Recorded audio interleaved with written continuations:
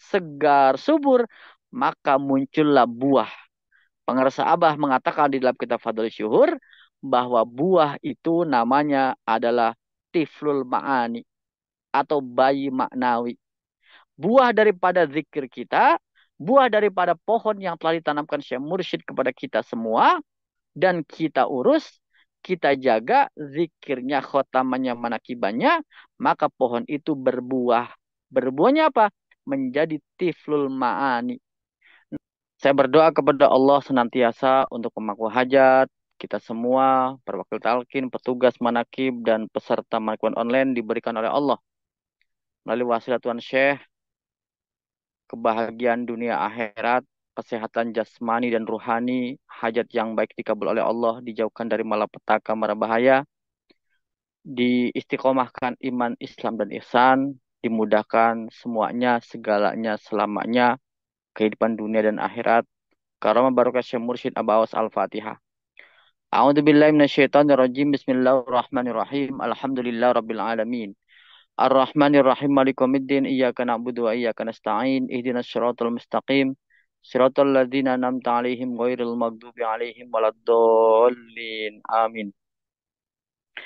Bapak Ibu, ikhwan akhwat, para pecinta kesehatan jiwa, para peserta, para ikhwan akhwat, Manakibat Online Internasional, kita bersyukur bahwa kasih sayang Syekh Mursyid untuk kita semua sehingga kita dapat sama-sama mendapatkan kebahagiaan, kemenangan, kemudahan-kemudahan dalam amaliyah kita usai kita melaksanakan ibadah saum kita. Kita dipermudah dengan namanya Lailatul Qadar. Kita dengan mudah namanya kita meromadonkan bulan-bulan selanjutnya. Ini adalah keberkahan kasih sayang Allah melalui Tuan Syekh Muhammad Abdul Ghaus Saifullah Maslul untuk kita semua. Saya teringat amanat dari khotib Idul Fitri di Pondok Pesantren Sirna Rasa 1 Syawal kemarin bahwa kita ini mendapatkan dua kebahagiaan di dalam kemenangan. Yang pertama adalah liso imi farhatani farhatun indal iftar wa farhatun inda liqa'i rabbih. Yang pertama kita mendapatkan kebahagiaan dalam kemenangan yaitu tersucikannya jasad kita setelah sekian lama kita menggembleng perut dan kerongkongan kita melatih untuk tidak sembarangan mengkonsumsi makanan dan minuman. Jadi ada istilah kamu adalah apa yang kamu makan. Anda adalah apa yang Anda makan. Kalau kita memakan makanan yang baik, maka menjadi tubuh yang baik, pikiran yang baik, pribadi yang baik. Tetapi yang kita makan adalah tidak baik dalam arti caranya dan barangnya, makanannya, minumannya, maka kita menjadi apa yang kita makan. Maka kebahagiaan yang pertama secara jasadiah di dalam kemenangan ini adalah kita dapat sekian lama, 1 bulan penuh, itu menjaga apa yang kita makan dan apa yang kita minum. Nah, kita bersyukur kita telah mendapatkan kemenangan itu. Tinggal kita nanti lanjutkan setelah Syawal ini, setelah Ramadan ini. Makan kita yang baik tentunya secara makanannya dan caranya, minumannya untuk kita jaga. Itu yang pertama. Yang kedua adalah kebahagiaan di dalam kemenangan, bahagia setelah kita talqin zikir. Bertemu dengan asma Allah, sifat Allah, afal Allah. Setelah terbangunnya kesadaran tentang diri ruhaniyah. Karena sesungguhnya kebahagiaan yang kedua ini disampaikan oleh khotib adalah syahadat, sholat, zakat, puasa, haji harus dibangun kesadaran ruhaniyah. Maka dengan talqin zikir, syahadat kita untuk menyadarkan bahwa ada aspek ruhaniyah. bukan sekedar keimanan verbal semata. Dengan adanya sholat menyadarkan bahwa ada kiblat batin, tidak hanya kiblat zahir, yaitu dijadikan kiblat yang sifatnya primer saja. Dengan talqin zikir, zakat kita menyadarkan kita bahwa ada ikatan ruhaniyah dari segala yang kita miliki. Haji umroh kita menyadarkan bahwa ada kehidupan ruhaniyah selain gerak-gerik jasad kita ketika melaksanakan haji atau umroh. Dan puasa itu sendiri menyadarkan kita bahwa seharusnya di saat kita berpuasa harus sampai pada rasa lapar dan haus yang luar biasa hingga tiba pada level kesadaran bahwa ada bagian dalam diri yang tidak berkaitan dengan jasad kita, yaitu adalah aspek-aspek ruhaniah. Nah, Bapak, Ibu, ikhwan akhwat, para pecinta kesejiwa, itulah kita. Kita punya syariat untuk sholat, zakat, puasa, haji, syahadat. Tetapi kita juga punya aspek-aspek ruhaniah.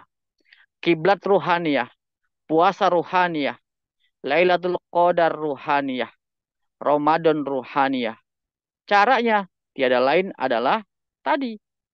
Kebahagiaan yang kita dapatkan dalam kemenangan itu adalah kebahagiaan yang sifatnya ruhaniah melalui talqin zikir.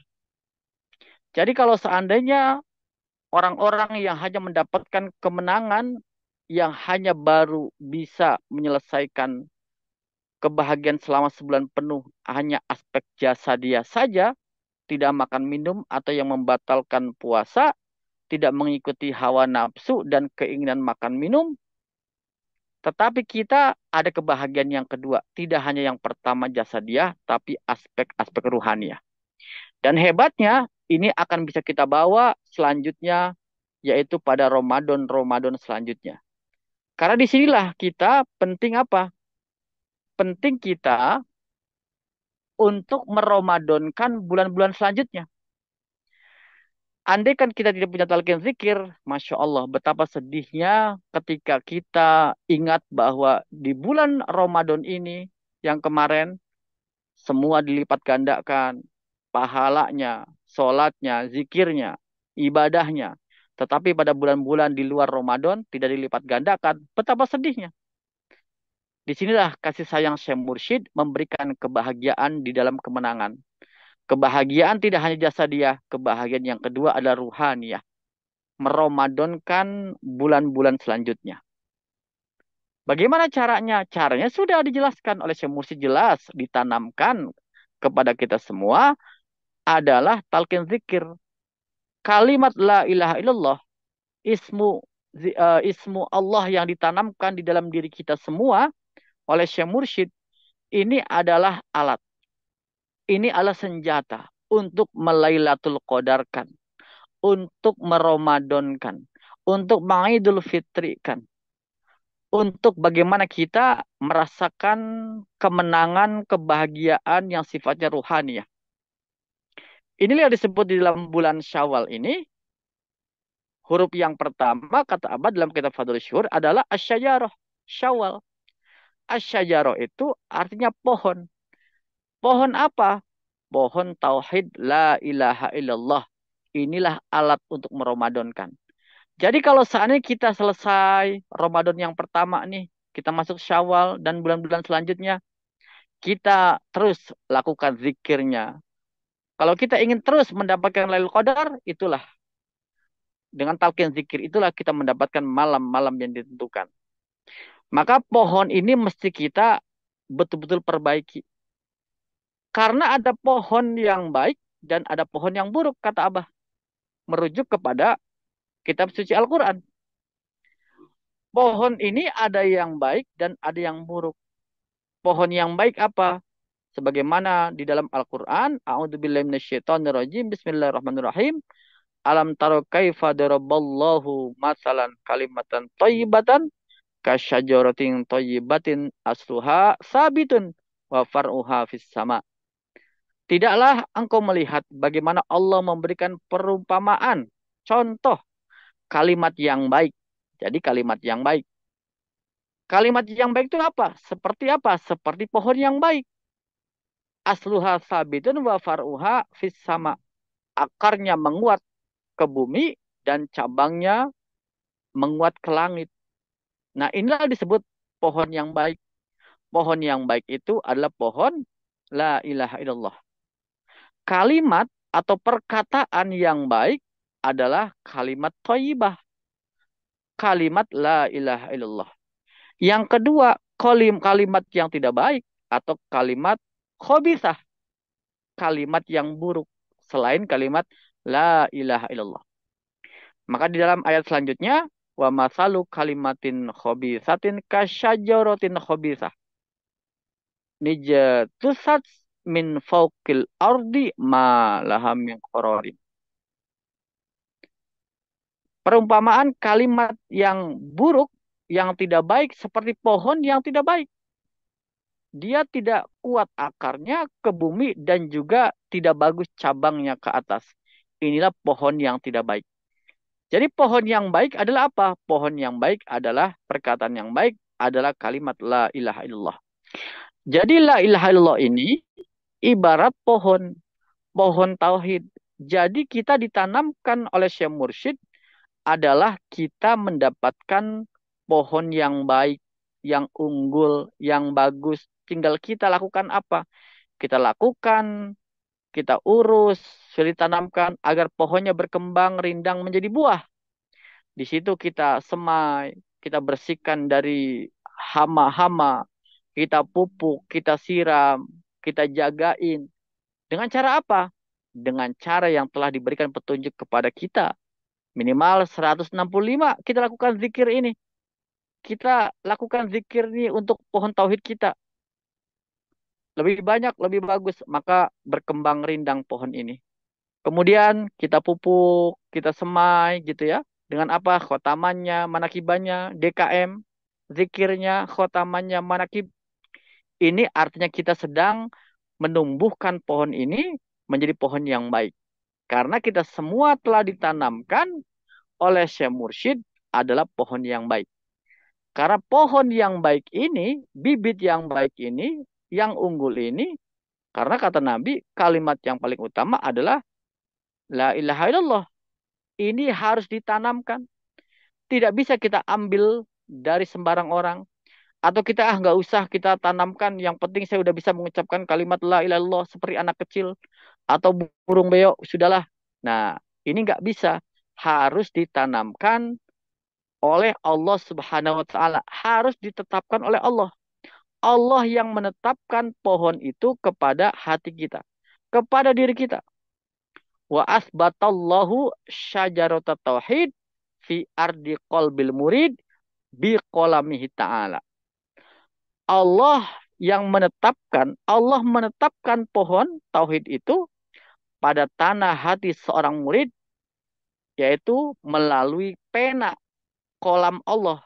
Nah, jadi yang menetapkan kalimat ini adalah Allah melalui penanya, melalui kolamnya. Siapa kolamnya?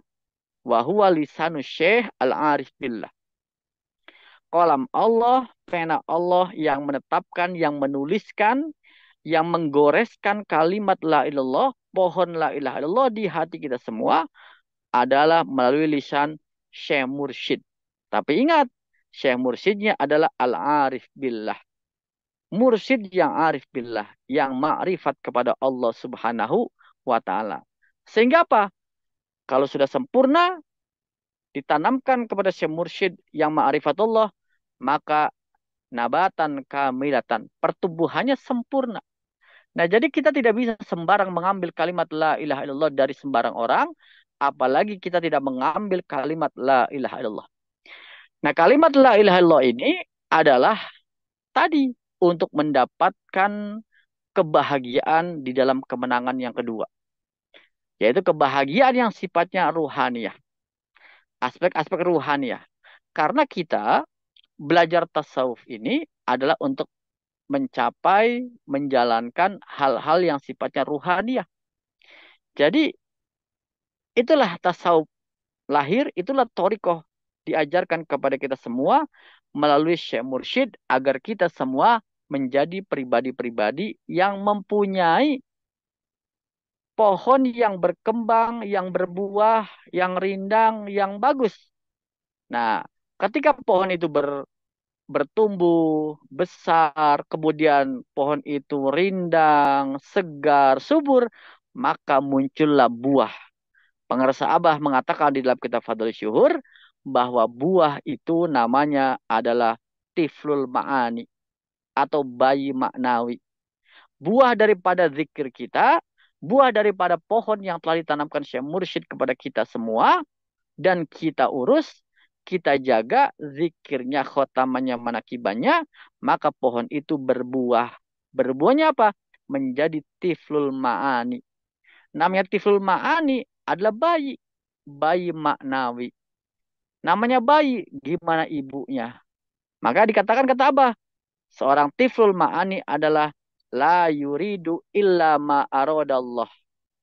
Seorang tiflul ma'ani tidak menginginkan apapun kecuali apa yang diinginkan, yang dikehendaki oleh siapa? Oleh Allah. Kama anatifla fi hijri ummihi. Sebagaimana seorang bayi di dalam pangkuan ibunya. Nah, maka kalau seandainya kita sudah menjadi tiflul ma'ani, Masya Allah, kita akan menerima ketentuan Allah. Kita akan menerima apa yang menjadi takdir kita, usaha kita, hasil kita, ikhtiar kita. Itulah tiflul ma'ani. Dia gimana ibunya? Ibunya makan, dia makan. Ibunya tidak makan, tidak makan. La yakulu illa biyadi umihi. Jadi tidak makan, kecuali dari tangan ibunya. Yang namanya bayi. Ya sudah, gimana ibunya? Ketika ibunya memberikan makan dari tangannya, itulah yang dia makan. Itu namanya tiflul ma'ani. Jadi tidak mau apa-apa. Tidak butuh apa-apa. Karena semuanya adalah ketentuan Allah Subhanahu wa Ta'ala. Nah, itulah buah daripada zikir, buah daripada pohon yang ditanamkan Syekh Mursyid kepada kita semua menjadi tiflul ma'ani. Artinya apa? Artinya ya kita nikmat hidup kita, ringan hidup kita, karena Allah segalanya, Allah semuanya, Allah selamanya. Secara fisik kita melaksanakan kegiatan-kegiatan yang sifatnya syariat, tapi ketentuannya semuanya berorientasi kepada Allah Subhanahu wa Ta'ala. Dalam kehidupan kita, dari pagi sampai sore sampai malam, kita bergerak. Semuanya adalah berorientasi kepada Allah Subhanahu wa Ta'ala. Jadi itulah yang sifatnya kebahagiaan ruhani. Salat kita secara syariat ada aspek ruhaniyahnya. Zakat kita secara syariat ada aspek ruhaniyahnya. Puasa kita secara syariat kita lakukan ada aspek ruhaniyahnya. Sahadat kita, haji kita, umroh kita. Demikian pekerjaan kita. Kita mengajarkah, kita berbisniskah, kita bekerjakah di sebuah perusahaan, kita bertanikah, kita berdagangkah, semua aspek-aspek syariat kita lakukan. Halalnya, haramnya, caranya, metodenya, tidak merendahkan orang lain, tidak menipu orang lain. Semua aturan-aturan hal haram secara syariat kita lakukan dalam bekerja. Tetapi tidak hanya di situ. Kita punya aspek ruhaniah. Kebahagiaan ini dalam kemenangan apa? Yaitu kita punya Allah orientasi kita. Tujuan kita. Jadi semua aktivitas kita menjadi Allah tujuan kita. Tujuan kita adalah Allah Subhanahu wa Ta'ala. Sehingga apa? Sehingga kita tidak lagi membeda-bedakan. Oh, ternyata kalau di masjid beribadah, di luar masjid tidak beribadah. Ketika kita di majlis taklim, ketika kita berada di tempat-tempat kumpulan orang-orang yang soleh, kita beribadah karena Allah. Tapi ketika di luar itu, kita tidak beribadah karena orientasinya tidak Allah. Nah, maka untuk menjadikan orientasi hati kita untuk mendapatkan kebahagiaan-kebahagiaan ruhaniah adalah dengan zikir tadi, dengan talqin itulah semuanya menjadi kebahagiaan yang sifatnya ruhaniah. Jadi tidak ada bedanya. Kita mendapatkan kebahagiaan, kemenangan ini sifatnya jasadiah. Kita sukses zakat kita sukses puasa kita sukses umrah haji kita sukses sholat kita secara syariat, maka kita pun masih sukses secara ruhaniah. Kita bekerja berangkat pagi jam 8, pulang jam 5 sore atau jam 8 malam, Senin sampai hari Jumat atau hari Sabtu. Kita mengerjakan sesuatu pekerjaan yang dari nol sampai selesai. Ini semua dilakukan adalah aspek-aspek zahir. Tetapi kita juga mesti melengkapi sukses kita adalah kebahagiaan yang sifatnya ruhaniah. Nah, untuk mendapatkan kesan ruhaniah tadi, ada tadi amanah daripada Idul Fitri adalah aspek ruhaniah. Nah, maka Bapak Ibu Ikhwan Akhwat, inilah bekal kita untuk meramadankan bulan-bulan selanjutnya. Untuk Lailatul Qadar kita selanjutnya. Untuk bagaimana Idul Fitri kita selanjutnya adalah kita punya alatnya, yaitu kita terus mempertahankan kebahagiaan yang sifatnya ruhani ya. Mempertahankan yang sifatnya kemenangan ruhani ya. Yaitu kita mesti betul-betul jaga pohon tauhid kita yang ditanamkan oleh kolam Allah, yaitu Syekh Mursyid kepada kita semua.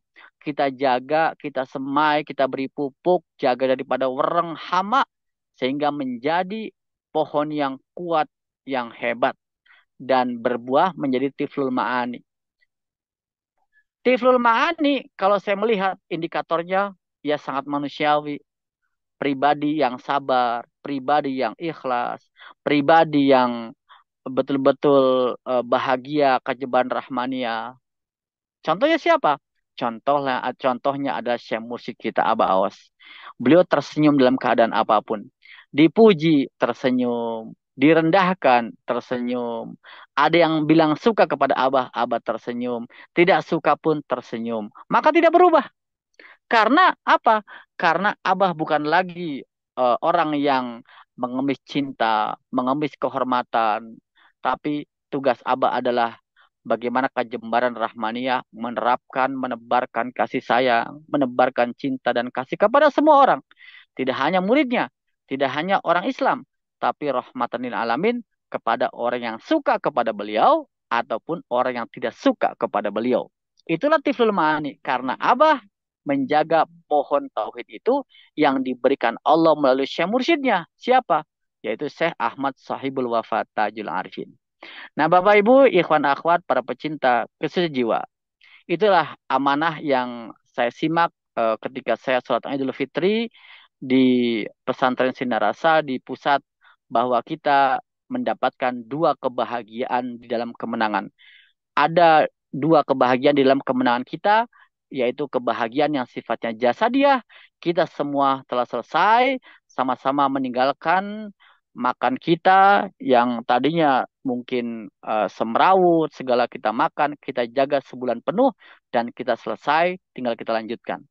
Dan kebahagiaan yang kedua adalah kebahagiaan yang sifatnya ruhaniah melalui talqin zikir. Inilah kebahagiaan yang menjadikan sholat kita, puasa kita, zakat haji kita menjadi punya orientasi ruhaniah. Tidak hanya sholat secara syariat fikih, tidak hanya zakat puasa secara fikih, tapi kita punya aspek-aspek ruhaniah. Demikian juga pekerjaan kita, mengajar kita. Maka saya berdoa kepada Allah senantiasa dan karomah barakah Syekh Mursyid untuk kita semua, khusus untuk pemaku manakib pada malam hari ini. Keberkahan, kebahagiaan, kemudahan, terus kita menjaga fitrah kita, menjaga kebahagiaan kita, tentu dua-duanya, yaitu menjaga kebahagiaan kita yang sifatnya jasadiah, jaga makan minum kita agar sehat. Yang kedua, kita jaga ruhaniah kita dengan cara memperbanyak zikir la ilaha illallah setiap ada sholat atau waktu-waktu yang lain, dan juga nama Allah yang ditanamkan untuk kita lupa ingat, dan lupa ingat kembali. Amin ya Allah ya Rabbal Alamin. Karomah barokah bawas Al-Fatihah. A'udzu billahi minasyaitonir rajim. Bismillahirrahmanirrahim. Alhamdulillah rabbil alamin. Arrahmanir rahim. Maliki yaumiddin. Iyyaka na'budu wa iyyaka nasta'in. Ihdinas siratal mustaqim. Siratal ladzina an'amta 'alaihim ghairil maghdubi 'alaihim waladdallin. Amin.